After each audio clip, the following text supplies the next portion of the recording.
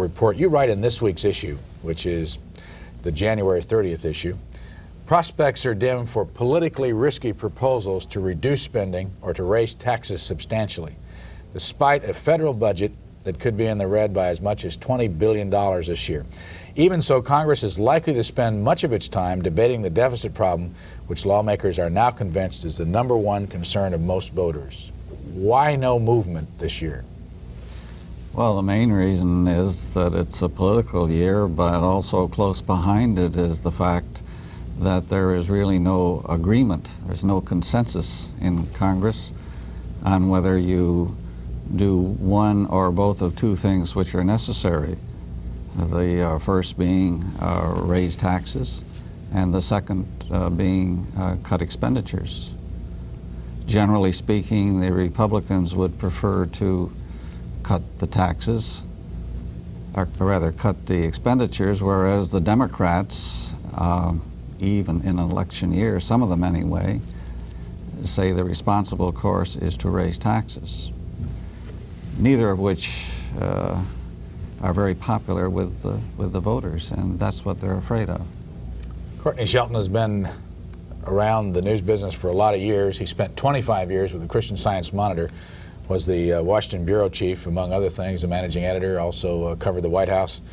And for the last 5 years, been the chief congressional editor of the U.S. News and World Report. He also spent a year as a press aide to Senator Charles McMathias, a Republican from Maryland. And before a viewer asks us, what does that do to one's credibility as a reporter? Do you find yourself having trouble being objective once you spent time with a politician? Well, I hope it did very little to my credibility. I think in times past, when you cross the line into the other territory, so to speak, there has been a tendency to suspect you when you come back, especially if you're writing in the same area where you were.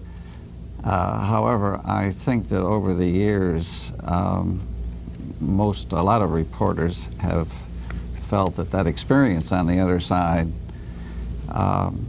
helps them a great deal in analyzing the news and seeing points of view which they didn't have before. You're no longer in an adversary position. You're in the machinery, and you can see how it works. You can see the problems. You can also see a lot of the weaknesses. This is the cover of this week's U.S. News and World Report, and inside it you have a two-page spread here under the headline, Congress Gets the Word on What Voters Want. And I'm going to turn it just a second. Stay where you are there, Sterling, and I want to show our audience this. We can get a real good close-up of this box down here, because this seems to be one of the better delineations between Reagan and Congress. What Reagan wants, Congress's likely action. Let's just go down the list. And first, let me ask you, Courtney Sheldon, how did you prepare this particular list? Did you talk to a lot of people about this? Well, as a matter of fact, we interviewed about 40 congressmen before we did this issue, and we asked them not only what their constituents thought Congress should do, we also asked them what they would do, and this is the summation of that. How many people worked on this with you? There are 5 of us on the congressional reporting staff at U.S. News on Congress. Okay, let's go down this list, and I'll hold it up again so we can take a look at it.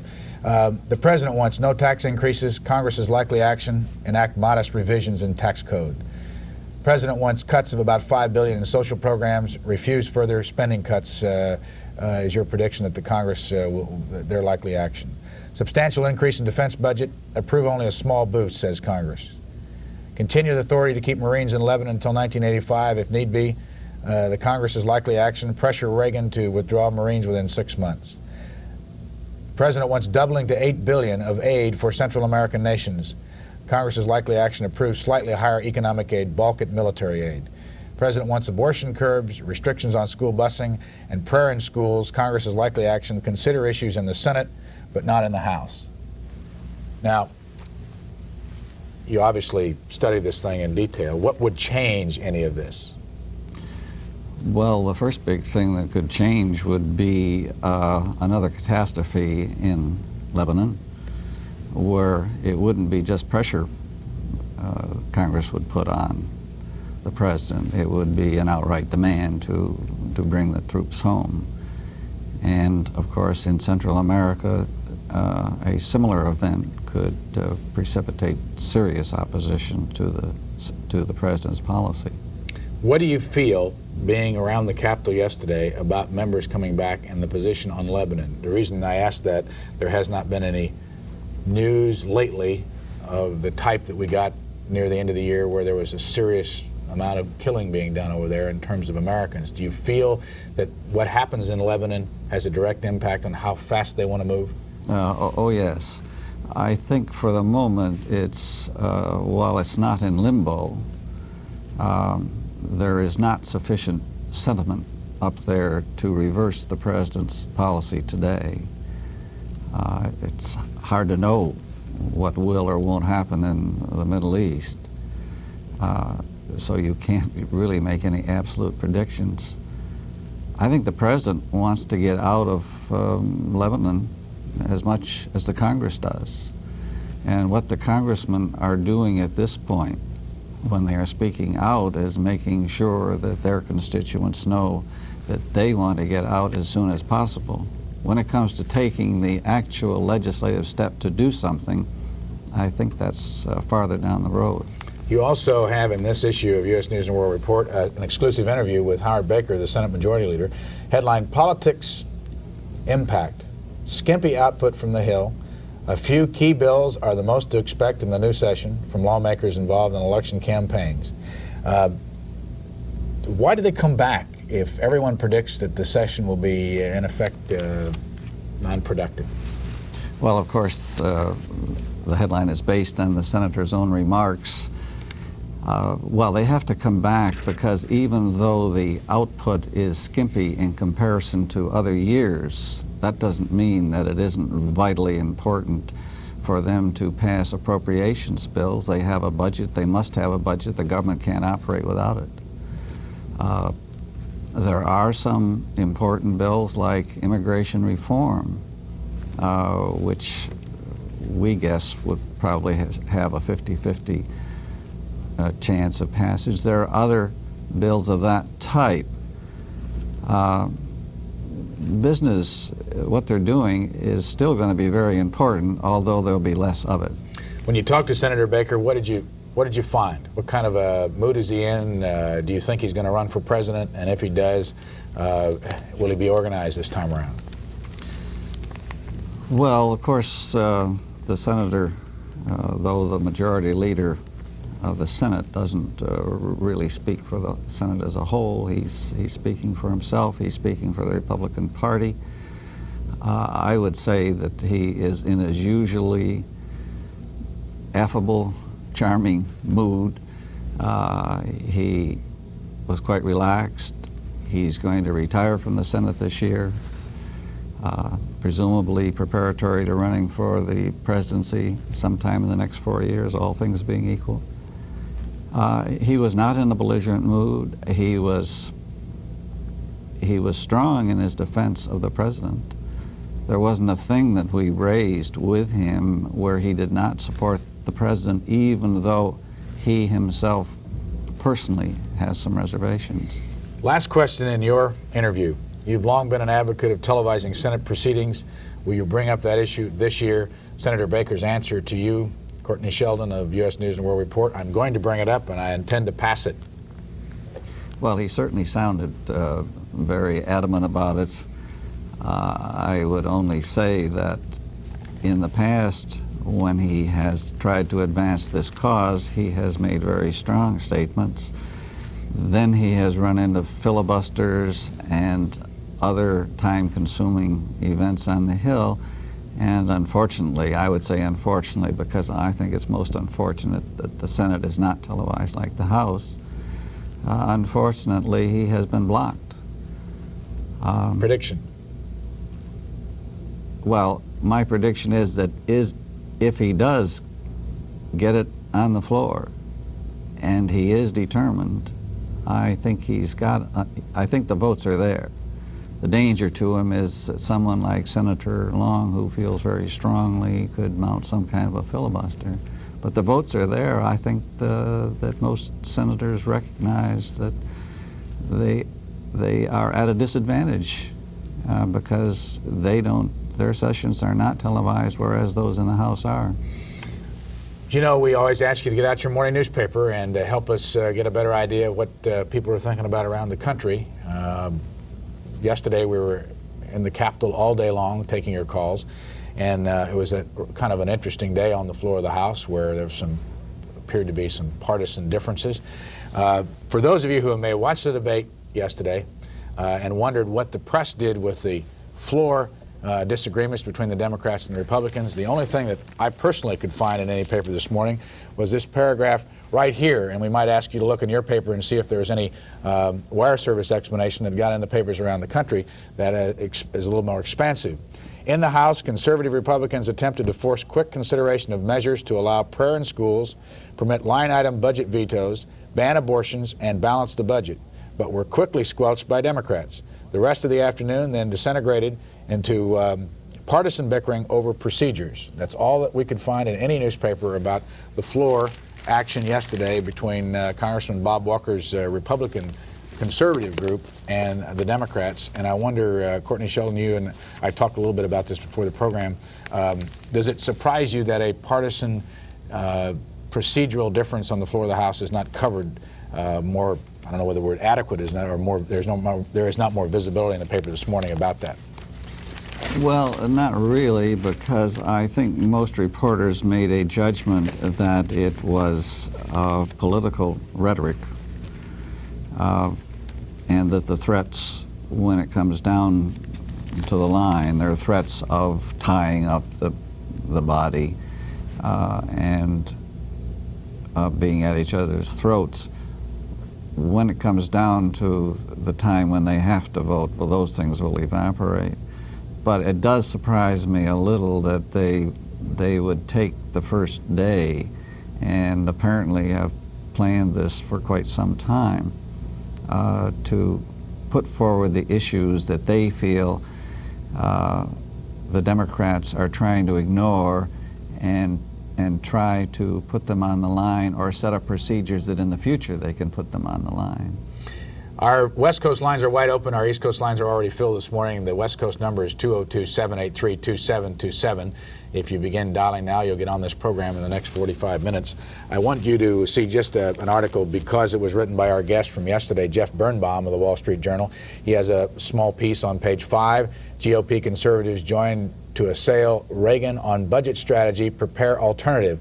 And this is a group led by Newt Gingrich and Bob Walker and Vin Weber of Minnesota, called the Conservative Opportunity Society. Question to you, Courtney Sheldon of the U.S. News and World Report.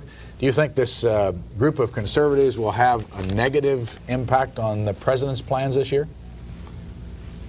Well, in the sense that they are a moderating influence and somewhat restrain the president from moving toward the center, which is the natural thing for presidential candidates to do in a presidential year, in the sense that it sort of puts a hand on its shoulder and says, look, remember, we are the ones that got you in office, and you're really one of us.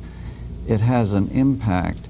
It's hard to see how it would have any legislative impact, because the very strong conservatives in Congress are still a minority, and the majority in Congress as a whole tends more toward the moderate or the middle position. Courtney Sheldon is with this magazine, U.S. News and World Report. That's the new issue out on the stands this week. He's the chief congressional correspondent, congressional editor, and oversees some 4 other U.S. News and World Report reporters that are on Capitol Hill every day. Let's go for our first call of the morning to San Antonio. Go ahead, please. Good morning, Brian. How are you this morning? I have 2 questions, really, and I'll ask one of you and then of the gentleman with you. And my first question to you, Brian, of course, is do you think that there will ever be a program or a channel like CSPAN available to people who don't have to pay for cable?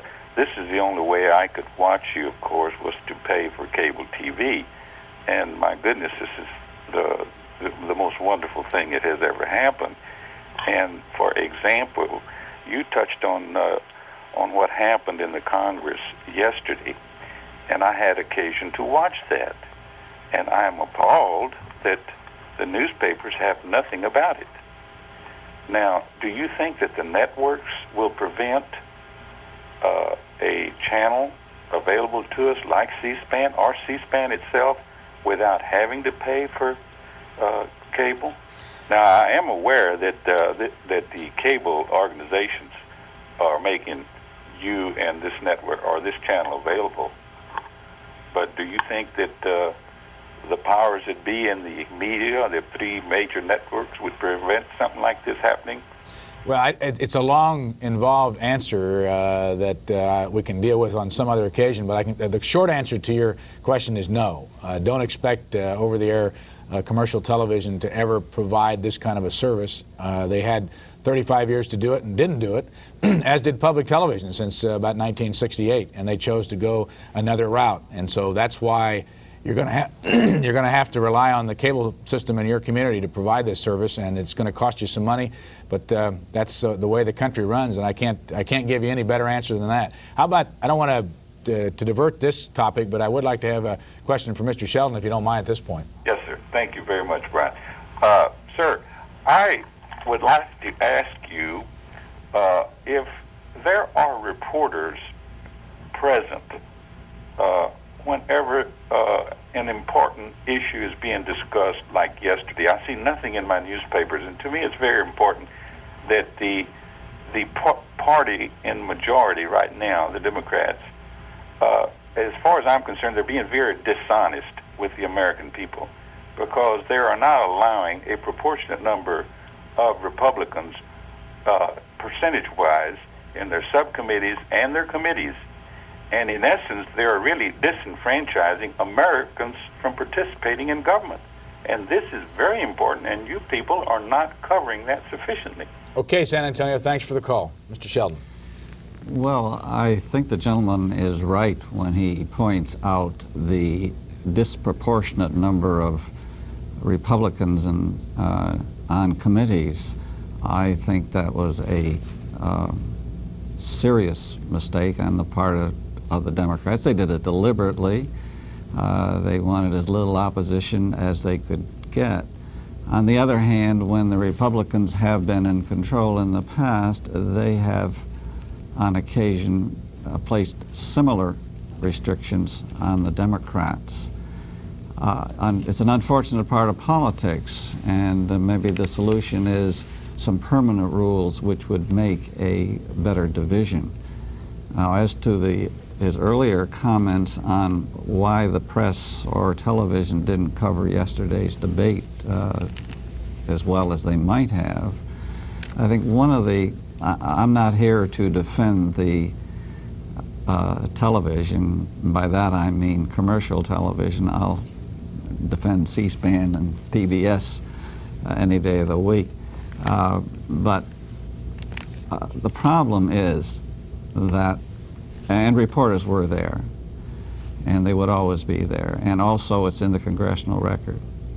But the problem is that the reporter has to make the judgment as to whether it's largely political rhetoric or whether there is indeed some substantive movement, something which will really be done in the future. The most we have out of that are political threats. It did serve a purpose for the Republicans, for those conservative Republicans, I should say, who brought these issues up, because it highlighted their position and tended to put the Democrats on the spot. So I doubt if the conservative Republicans who raised those issues felt that all was lost. I think they felt they made their point, and on another day, Democrats would make similar points on the floor, and they too might suffer the the lack of coverage by the major networks and newspapers. Our guest is Courtney Sheldon of the U.S. News and World Report.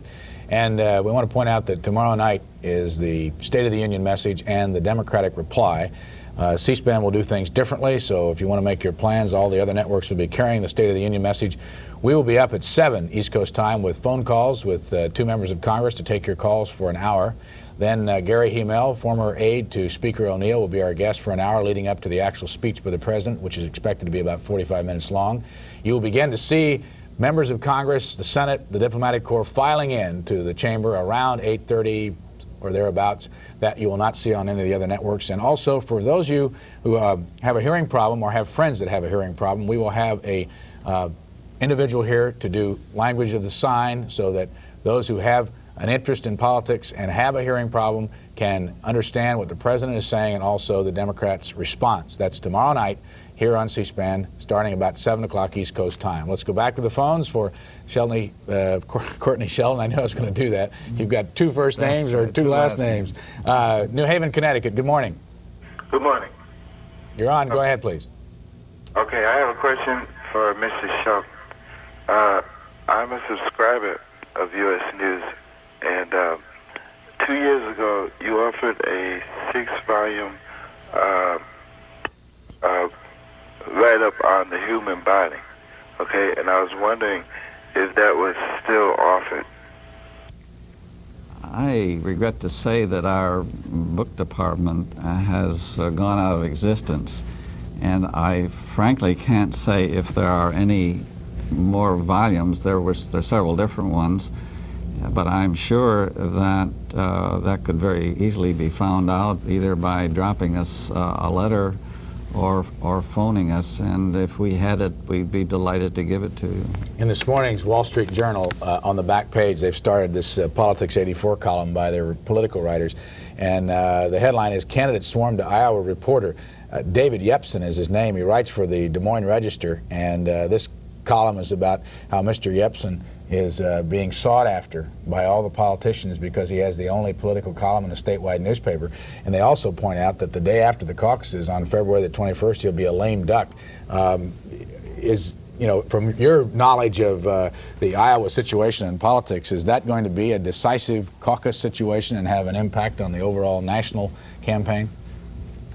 I'm not as close to that as perhaps some others would be on U.S. News.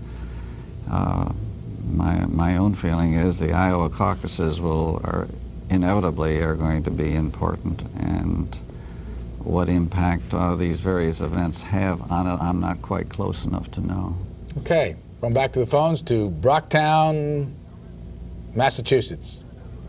Hello, Sheldon? Yes. This is a Democratic Cowboy. How you doing? Fine. How are you, sir? All right. I'd like to discuss with you maybe getting the Democrats and the Republicans teamed up together. It sounds like they got a lot of good views on one side and a lot of good views on the other side. If we could team them together and call them the American Party, wouldn't that be different? Let me ask you something. Have you been reading Ted Sorensen's new book on this very issue? Yeah, I have. What do you think? Is that a good book? Have you seen him on television? No, but I've read some of it out of the paper. And you think that would work? Yeah, I think it would. I mean, they got a lot of good views here.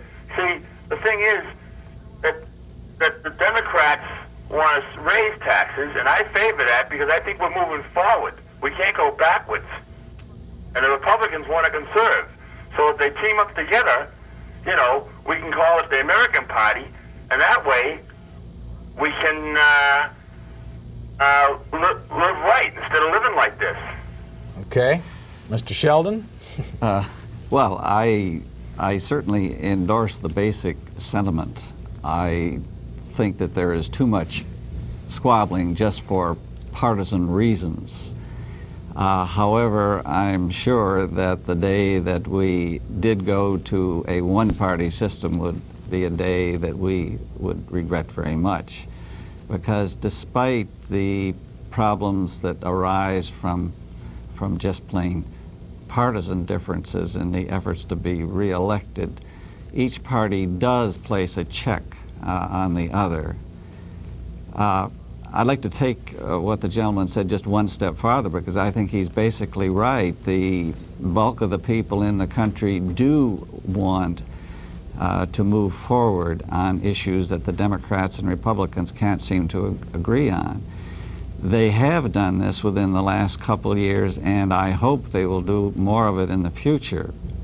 In the case of Social Security and the MX missile, there were bipartisan commissions appointed. They came up with solutions which, when packaged together, were acceptable to both parties. In the case of the deficit and taxes and spending, the Republicans and the Democrats cannot now agree on what to do. It is conceivable in an atmosphere, perhaps not like this election year, that they can get together and raise taxes and cut spending in a way that would be acceptable. That, I think, is the way to solve the very serious question which you raise. We have lines open both east and west now at 202-628-2525 and 202-783-2727. Little help from your papers this morning. Everett, Washington, you're next. Go ahead, please. Good morning. It's kind of foggy out here this morning. What's your morning paper out there? It's the Everett Herald. It's a part of the Washington Post, but I haven't gotten it this morning yet. It comes a little later in the afternoon. Is Everett on the coast? Yeah. And it's foggy, huh? It's kind of foggy out here right now. What's the temperature? I'm not sure. I've been sleeping. We've got nice icy roads and ice and sleet and rain out here in Washington, so I think our two coasts are having similar weather. Yeah. What's on your mind this morning? Well, I just would like to show you my appreciation by saying that I think you guys are doing a great job, that I watch you as often as I can ever since they took the NBC Overnight off the air. And that my question is that, well, I'd also like to say that if there's any way we can get a satellite up there for you, a space shuttle, I'd be happy to contribute to it. Okay. But my question is that I heard that on a morning news program that the Freedom of Information Act is threatened. And I was wondering if your speaker had any thoughts on that. Thank you. I think he said, and we're having problems with the telephone, that the Freedom of Information Act was threatened. Why don't we broaden that to get your opinion on the Meese appointment to be Attorney General and whether or not that will have any impact on the Congress or have any difficulty in the Senate being confirmed. Your old boss was on the radio this morning talking about asking some tough questions of Mr. Meese when he comes up to the Hill. And from your perspective, is the Freedom of Information Act in any jeopardy? I don't really think so. I think that there is basic, solid support for the Freedom of Information Act. However, there are parts of that act which it may be wise to refine. There have been some excesses, not necessarily on the part of the media, because that act is used by other private groups than the media. I don't really think the appointment of Meese has much impact on it, or whatever his views are in respect to the Freedom of Information Act. That's really up to Congress, and I doubt if Mr. Meese would mount a campaign which would any more seriously threaten the Freedom of Information Act than it now is. Is he going to have any trouble at all getting confirmed? I don't think he's in danger of not being confirmed. I'm sure the hearings themselves will be quite raucous. He does, since he was so close to the president, the Democrats are going to do everything they possibly can to wound him, to make him out to be an extremist, to attack the president's programs by attacking Meese. The end result, though, will be that Meese will be confirmed. Courtney Sheldon of U.S. News and World Report. We go to Rochester, New York. Go ahead, please. Morning, Brian. That's the Gannett newspaper here in Rochester, as you well know. That's that small outfit. What do you got the time? Used to be very conservative, but now it's right in the middle of the road. And that's, you know, the trouble about, I'm middle of the road too, Republican, and really considering Democrats. There's only one worse thing that could happen to the country than re-electing Ronald Reagan, and that's that C-SPAN goes off the air, so don't let it. Well, we'll do our best not to. What is, do you have? Is it the Times Union? No, well, the Democrat and Chronicle, but I also read USA Today, and my wife brings home from the library the New York Times and the Christian Science Monitor, and once in a while some of the others. This is what the USA Today looks like. Yeah, we don't get that until afternoon. It's home delivery, so we get it about 3 or 4 o'clock. You might be interested in knowing that one of the things they point out on the front page, it says more super losers, Wall Street and Vegas, and they suggest here that because the American football division won the Super Bowl, that traditionally the market goes down for the rest of the year. If the national... I have an opinion about the U.S. today. I really, people have made comments that it's a lot like the 6:30 national news on TV, and that's true. But it's a great paper. If you want to read in depth, you've really got to go to other papers, except for their editorial page. They give you both sides, and the trouble there is that both sides usually have such good arguments you can't make up your mind which side you want to be at. How about a question for Mr. Sheldon this morning? Well, Courtney, I enjoyed the U.S. News World Report, but I've switched back to Time Magazine for a while, but my wife brings home the U.S. News and World Report. Again, Time Magazine used to be far right, but once the publisher died and somebody else took it over, why, it's come over middle of the road, too. I'd really like to find, the trouble with being in the middle of the road is that those nuts on both extremes will just run you right down. And I'd like to hear and have more of the people, even on C-SPAN, Brian, I'd like to see more of that, more of the middle of the road Democrats and Republicans. I mean, they're not half as exciting as the nuts at the extreme, but let's try to get some middle of the roaders in. Okay, thanks. That's a topic of we can talk about for a long time. A lot of people think that's all we have here is middle of the road, but we do obviously carry both sides and as far left and right as we can. Your response? Well, 2 cheers for your wife. Hanging in there with U.S. News. I've always felt that newspaper people and magazine people have let their own opinions get into their articles in their magazines too strongly and too frequently. And there is a definite need, and U.S. News tries to fill this, to let each side put its best foot forward and say things in the way that they like to, and we do that with what we call our pro-con pages. And this assumes that you and millions of others, and I'm sure this is right, are intelligent people who can, while both arguments are very convincing, can nevertheless make judgments on that.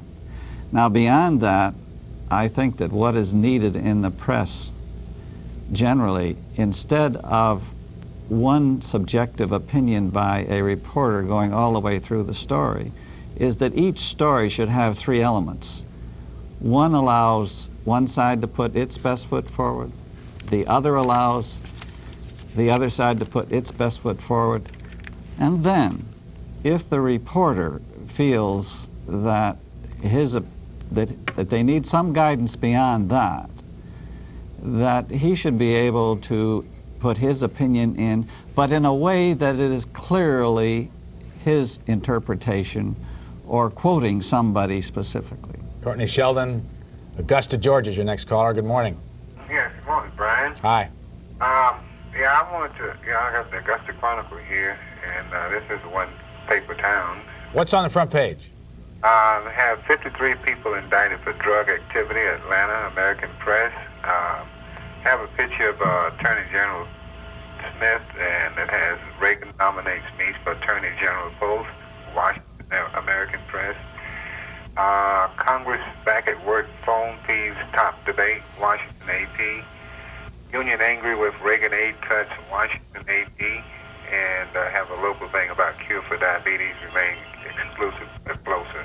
In that Associated Press story about Congress, is there any mention of the situation that we saw here on the House of Representatives debate yesterday? They have a picture down here of O'Neill is flanked by a fellow Democrats left, Gary Studs and James Sharon, and others are other reps are Edward Boland, Samuel Gridison, and Joseph Early, and William Ratchford. It has a little bit about it. I think that's coming off of the caucus yesterday that they had, in which they pledged. I think they decided who the delegates were going to be to the Democratic National Convention out in San Francisco. Do you have a question for our guest this morning? Yes. I don't know if it's. I do know this paper is conservative because it always only Republicans in it strongly endorses it, and so it's somewhat fair. But talking about the reporting of news now, I don't know if this is out of line. I have a question like of with the these caucus groups like Chamber of Commerce, for example, and people moving into new towns, they have to get some type of recognition or pointers, etc., from the Chamber of Commerce. And if they get into a particular town, they have to go by the guidelines. If a person open a store or something like that, they have prices, and they have to stay in line, and a person can't really sell below what the average prices are in that community, else they get tossed out of town. I'd like your comments on that. You understand that? I'm not sure I quite got the gist of the query. If you want to reinterpret it for me. I'm not sure I understood it. That he was talking about the, I think, and I may have missed the early part of it, about the power of, say, a Chamber of Commerce in a community and the power they may have over the local media. We better not even try it. I apologize to our caller. We missed it, and you were gone before we had a chance to get a further explanation. For those of you interested in politics, the U.S. News and World Report has this rather intriguing page. This is the opening. Actually, it's not in the middle, but if you want to follow Politics 84, this is the list of all the primaries over here on the right-hand side, and over here on the other side is the nominating. I guess the presidential primaries and the nominating primaries. But it's a good thing to tuck away and put on your television set or whatever if you're going to follow us as we follow the elections. And as you know, we'll be in Iowa and New Hampshire and Florida and Illinois. And right now we're waiting on another call for our guest this morning, Courtney Sheldon, who is already, and I assume you're planning an article for next week on what you find this first week in Congress? Ordinarily, we don't handle it like that. If there's some large issue which comes up in Congress this week, we will probably address it. Most of our articles are an attempt to look forward and look beyond even this week or the next week and predict what Congress or what will happen somewhere else. We, in a sense, did that this week, and so probably we will not round that up again, at least for a month or so. Boise, Idaho, good morning. Go ahead, please. Good morning, Brian. Hi. I enjoy your program very much. Thank you. I just wanted you to know some of us here appreciate it. I don't know how many people listen to you. I haven't really heard. But what I wanted to talk about this morning is taxes, of course. And there's a group called the National Taxpayers Investigative Fund. And I don't know if people have heard of it. But anyway, there's a list of things that this latest letter tells about the federal government wasting, $200 million in research programs, for example, and some of them are so silly. For example, there was $250,000 spent to study whether or not children like playing on swings or seesaws, and if tall people drink more than short people, and why people say ain't, and $45,000 to study squirrel language, and so many ridiculous things. No wonder we're going broke, as the saying goes. So I just thought if people might like to find out about this National Taxpayer Investigative Fund, there are lots of areas in Washington that people are banding together to study, the debt and what can be done about it and bring some of these outrageous things to the public knowledge. Do you know where that National Taxpayers Investigative Fund is headquartered? I believe it's in Washington. I don't have the address with me. I wish I did. It's Ann Marino as the executive director. Okay. And the zip number is Washington, D.C. 20070. But I don't know the address. That's all that the letter says. But on the envelope, I know it had the address. All right, thanks for the call. I might ask Mr. Sheldon whether he thinks these kind of organizations are effective at all from what you've seen. Well, I think they are effective in that they point out some of the abuses that are pretty hard to deny. And there certainly continues to be lots of waste in government. However, I think in the same breath you have to point out that these programs that we're talking about, even though they should be stopped or never should have been started, are really a very small part of our real problem and not the real cause of the deficits. The deficits are built in by programs that Congress has passed, the very large social programs that we have, Social Security and food stamps and welfare and all the various entitlement programs, and also in defense spending, where of course there's a certain amount of waste too. But a great bulk of government expenditures which cause these horrendous deficits are from expenses that most of us feel have to be taken care of. And I say taken care of in a basic way, but if we're really going to cut deficits, we're going to have to look to the defense programs, we're going to have to look to the entitlement programs, and everyone is going to have to sacrifice. Winston-Salem, North Carolina, good morning. Yes, sir, good morning. My papers say Reagan wants me for Attorney General, and then it say projected deficit 180 billion and Reagan budget to be 925 billion. Could I stop you just a second to ask you, is that a New York Times news service story? It's AP. It's AP. Well, there's a story on the front page of the New York Times. It's yeah, New York Times is Reagan budget.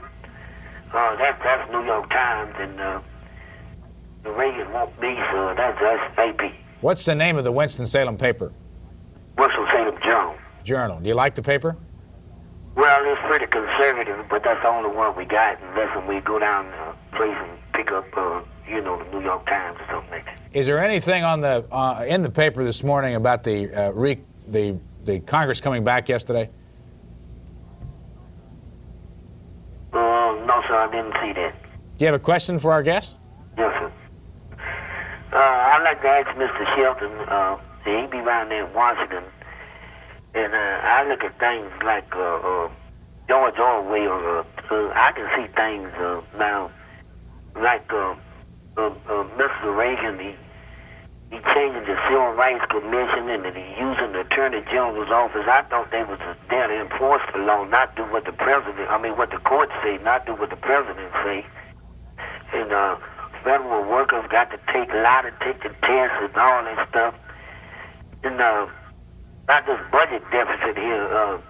One time Khrushchev said, we won't fire a shot, we'll bury you. I think if these things are about the Russians coming, we gonna spend ourselves broken. And I think it just looked like maybe Adolf Hitler's laying in his grave somewhere one day and say all of them gonna blow themselves up and they be right down here where I'm at. What you think about it? Well, I might just briefly talk about the Civil Service Commission, which you mentioned first. I mean Civil Rights. A Civil Rights Commission, sorry. That is not really a regulatory or certainly not a lawmaking body. It is a group which monitors civil rights enforcement and civil rights laws. Up until the last month or so, when the composition of the commission was changed, the majority was what you'd call a liberal majority, and they approached the situation from their viewpoint. Now it is a conservative majority, and they have a different idea about quotas and other devices used to enforce civil rights. Now, I'm not sure on the next part. It sounded like a very plaintive plea, which we all make or feel like making on occasion, is why can't something be done about the spending and the deficits? I guess probably one of the reasons is, and this again is because we're all to blame. There is not sufficient pressure from the people as a whole for Congress to really cut back on expenditures, because some of the cutbacks would affect you and me. And it takes a pretty strong person to say, okay, cut me first. We've reached the point where, as I said earlier, perhaps the only way out of this is to have a bipartisan commission which distributes the sacrifices around the spectrum, apportions it among all interest groups in all ages, and then I think we conceivably could make some progress in reducing the deficits. Courtney Sheldon of U.S. News and World Report on Alaska, Wisconsin. Good morning. Oh, good morning, Brian. What do you read in the morning? Oh, we read the Milwaukee Journal here, and then we have the La Crosse Tribune, which is an afternoon paper. Do you have the Journal there this morning? I do, yes, sir. What do they do with the news? Well, they got a banner headline, 70,000 rally against abortion in Washington. Let me just point out something very quickly. Let's see, on the front page of the Washington Times, some of the more than 70,000 pro-life demonstrators march up Constitution Avenue yesterday. 70,000 march in abortion protest. And you say that's a banner in the Milwaukee Journal? Yeah, that's the banner headline on the Milwaukee Journal this morning. What else is on there? Well, then they have the little Chicago boy who awakened from the coma, and the Supreme Court calls challenge to death penalty laws. And down at the bottom, the Canadian couple who won the big bonanza. What was Brian? that? That was at some 13. Let me just show you the front page of the Washington Post. Go ahead. Because that they have also the picture in front of the Supreme Court. Signs of Life is the headline. And down at the bottom, Canadians win record jackpot of $11 million. I see in that article that the Canadians don't have to pay tax on that. A little different. They're going to give some of it to charity, though. It sounds like a nice gesture. Go ahead. I didn't mean to interrupt. Anything in there about the Congress yesterday? Not a thing. Not a thing. Okay. Brian, first of all, let me tell you how much we enjoy C-SPAN. I think it's a tremendous informant of the political process, and I especially am impressed with your own fairness and how you handle the show and all of your people there. They are very careful about fairness. Thank you. That we do want. Thank you very much. I think Mr. Sheldon would agree that U.S. News and World Report they work very hard at this whole business of balance. At least that's what our... Now a question for Mr. Sheldon, or a statement rather, and perhaps question. I believe that you didn't quite fully understand the reasons for yesterday's performance on the floor by Walker and Gingrich and so on. Their concern was not so much to tie up the business, and by the way, they were talking about it in terms of 10 days down the road. But rather than that, they were talking about the unfairness of the Democrat-controlled House over the past session, how they used the closed rule on debate matters such as the ERA, which is a constitutional amendment. And yesterday they were calling for open rule on constitutional amendments, that was a whole different matter, and then they shut them down. And so that was the concern. And I think that is too bad that it wasn't carried by the press. I think it's unfair. And don't you think it's unfair? All right, Alaska, thank you for the call. Yes, I think it is unfair to deny the minority, and a very good-sized minority, some of the rights that the Democrats have denied them. I hope I didn't leave any other impression earlier. I think you may have gotten that because I pointed out that when the Republicans are in control, they have also exercised a certain amount of arbitrary authority over the Democrats. Unfortunately for the Republicans, they haven't been in control in the House very much in this at least 50 years anyway. So you're probably not aware of that. But that doesn't, I quite agree with you, a past wrong by the Republicans doesn't make it right for the Democrats to do it now. It is wrong. In this morning's New York Times on the Washington talk page, Maggie Hunter writes, "Fortress on the alert in a siege by the unknown." Those of you who were with us in the Capitol yesterday saw the metal detecting devices right outside where we had our cameras all day long. And this article in the New York Times this morning goes into detail about the new ID card system that people working there and also the press and lobbyists have to wear.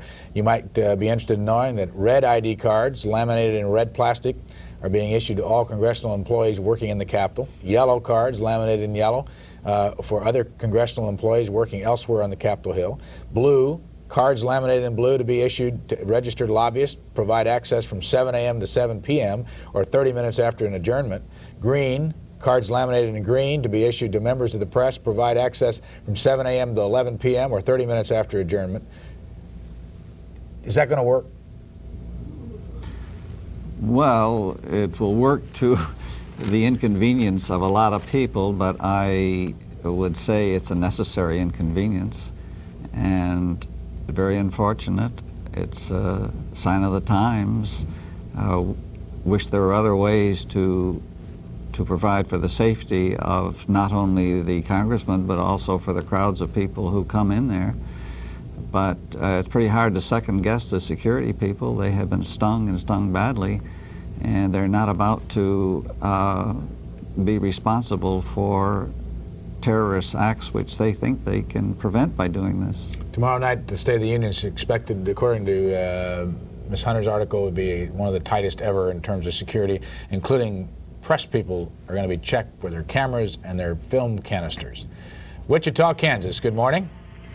Yes, Brian, how are you? Fine. You have the Eagle Beacon there? I don't. No, I don't. I haven't got it yet this morning. What's on your mind? Oh, quite a few things. I'd like to say a few things on some of the things Mr. Sheldon has said. To my estimation, speaking of the woman that called a while ago, and in reference to the NEA giveaways, these people going over to study the sex life of a flea, I don't appreciate it very much. I think those are things that could be cut out, since we are in the shape we're in. Why do you think, if you think that's a bad idea, why do you think those things happen? I think they happen because we don't do a darn thing about it. We don't speak up and say nothing. I think a lot of this stuff happens, just like he was talking about the giveaway programs, Social Security, starting on the Social Security, this and that and the other. Okay, how about the Congress giving themselves away quite a bit of money here this past, not now, but I'm talking about the time, prior to the December layoff. They didn't need that any more than I haven't got a raise on my check for three years. They are expected to get... Boy, my rent's gone up. My, let's see. Well, I'm not on Social Security. I'm on pension. But at any rate, we've cut back on our pensions, and we haven't had a raise for 3 years. Got a question for Mr. Sheldon this morning. What? Do you have a question for our guest? Yes, I'd like to find out just what he thinks about this liberal leftist Congress.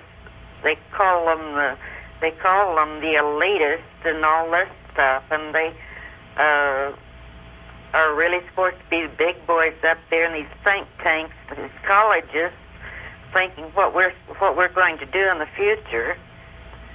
Okay, let's let Mr. Sheldon respond. Thank you. Well, I'd first like to agree with the lady on her comments on not only on waste but also on salaries. I really think it's unfortunate that Congress did raise its salaries. I know that they have arguments that if they were in public life they would earn far more than that. But I think the fact of the matter is that a large share of them have outside income. Many of them in the Senate have tremendous opportunities to earn money through speaking to constituent groups. I don't really think they're hurting, and I think at a time when the rest of the country has been holding down salaries, they should too. On the last question, I'm not sure that I can answer it to the lady's satisfaction. I can only say that I think that the majority of this Congress is probably in the middle ground. There are people whom we could all describe as leftists. There are those we could describe as rightists on the two poles, but I don't think that when it comes down to the votes that you can make a case that either one of those has prevailed in the last Congress. I think the legislation that got through was a consensus of the moderate middle. The excesses on the part of the Democrats were rebuffed by the majority. The excesses on the part of the right side or very conservative side were rebuffed by those in the middle. So in my judgment, it was really a moderate Congress, and it didn't break a lot of new ground. Courtney Sheldon is from Schenectady, New York originally. Married, has 2 children, graduate of Syracuse University in journalism and history. He's the gentleman who heads up a staff of 5, including himself, that cover Capitol Hill for this magazine, U.S. News and World Report. And inside this week's issue is a story, Congress gets the word on what voters want. The question as lawmakers open their 1984 session is how to deal with explosive issues in an election year, and a nice, interesting graphic down here to show you the difference between what the president wants and what the Congress is likely to give. Are you folks in your new building yet? Oh, yes. Of course, we have a shakedown cruise like you do with all new equipment. Strangely enough, occasionally the phones don't work. But you like it? Oh, we love it. It's very comfortable. Everything is very modern, very efficient, and compared to our own building, we're in heaven. Thanks for being with us, Mr. Sheldon, and you all have a nice day.